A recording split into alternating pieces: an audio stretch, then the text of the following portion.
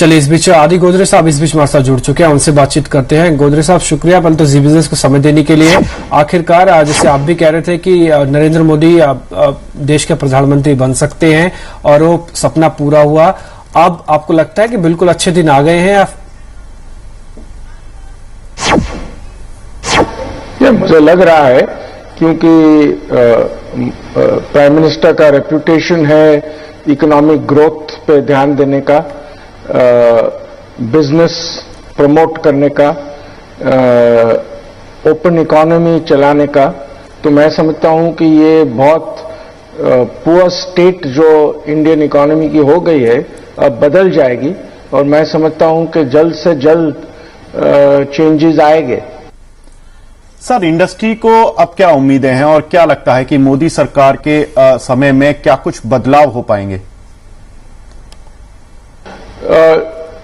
दो तीन चीजों पे मैं समझता हूं कि बहुत ध्यान दिया जाएगा। एक तो ease of doing business India में कभी भी बहुत अच्छा नहीं था, लेकिन पिछले 3 सालों में बहुत बिगड़ गया है, बहुत मुश्किलें हो रही है। तो मैं समझता हूं उस पर बहुत ध्यान देके ease of doing business improve हो जाएगा इंडिया में। दूसरा, इंडस्ट्रियल प्रोडक्शन नेगेटिव ग्रोथ हो रहा है, उस पर बहुत ध्यान देना चाहिए। तो मैं समझता हूं कि फिस्कल इंसेंटिव्स बजट में आएगा, एंड जून या अर्ली जुलाई में बजट आ जाएगा, उसमें काफी फिस्कल इंसेंटिव्स रहेंगे ताकि इंडस्ट्रियल प्रोडक्शन बढ़ सके। एक और चीज करनी चाहिए कि जो इंसेंटिव्स आते हैं ज्योग्राफिकल लोकेशन पे, कोई इंडस्ट्रीज में वगैरह, वो कंपनियों को मिल नहीं रही हैं, क्योंकि मिनिमम ऑल्टरनेट टैक्स MAT 22% कर दिया है। तो इंसेंटिव मिलने का बहुत मुश्किल हो जाता है, क्योंकि वो मिनिमम टैक्स लागू पड़ता है। वो MAT रेट कम करके 10-12% कर देना चाहिए।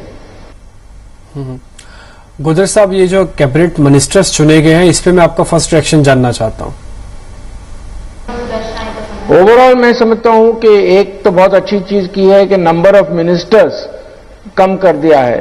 जो लास्ट मिनिस्ट्री में 70 मिनिस्टर थे, इस टाइम में मुझे लगता है कि केवल 46 है।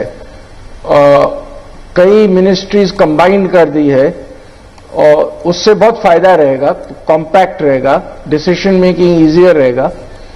लेकिन मैं समझता हूं कि शायद आते महीनों में 5-6 और मिनिस्टर्स लिए जाएंगे, क्योंकि मैं समझता हूं कि जैसे कि अरुण जेटली को फाइनेंस और डिफेंस दिया है, वो बहुत 2 महत्व की मिनिस्ट्रीज है। मैं नहीं समझता हूं कि एक आदमी दोनों को जस्टिस कर पाएगा। तो शायद डिफेंस एडिशनल दिया गया है, क्योंकि शायद कोई और को ये मिनिस्ट्री दी जाएगी। तो मैं समझता हूं कि 5-6 और मिनिस्टर्स आ सकते हैं ये मिनिस्ट्री में। सर, जब नई कैबिनेट की चर्चा होगी तो क्या लगता है कि उनकी क्या 3 प्राथमिकताएं होनी चाहिए इंडस्ट्री को लेकर? इकोनॉमिक प्रायोरिटीज क्या होनी चाहिए तो मैंने कह दिया है, लेकिन दूसरी भी प्रायोरिटीज है। एक तो डिफेंस में हम दुनिया के सबसे बड़े डिफेंस गुड्स इंपोर्टर हो गए हैं। अभी बहुत चेंजेस लाना है कि इंडिया में डिफेंस प्रोडक्शन बढ़े, उस पर बहुत ध्यान देना पड़ेगा, टाइम लगेगा, लेकिन वो एक बड़ी बात है। और ये बहुत अच्छा मूव किया कि ये सब सार्क कंट्रीज के हेड्स ऑफ गवर्नमेंट को इनवाइट किया स्वेरिंग इन सेरेमनी के लिए। सार्क में कैसे ट्रेड बढ़ा जाए, कैसे रिलेशंस अच्छा रहे, उस पर बहुत ध्यान देना चाहिए। ये अच्छी शुरुआत हुई है, और मैं समझता हूं कि इंटरनेशनल ट्रेड कैसा बढ़ सकता है, इंडिया के एक्सपोर्ट्स कैसे बढ़ सकते हैं।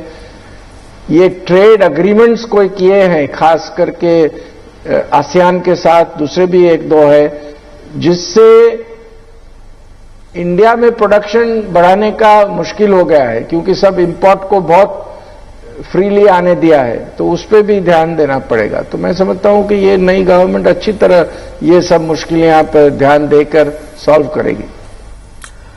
शुक्रिया गोदरेज साहब आपका कार्यक्रम में जुड़ने के लिए, जी बिजनेस के साथ ये विचार साझा करने के लिए कि हाँ, उम्मीदें बहुत ज्यादा और शायद पूरी उम्मीद भी है कि ये सरकार अच्छी गवर्नेंस दिखा के इन सभी सेक्टर्स की प्रॉब्लम्स को दूर कर देगी।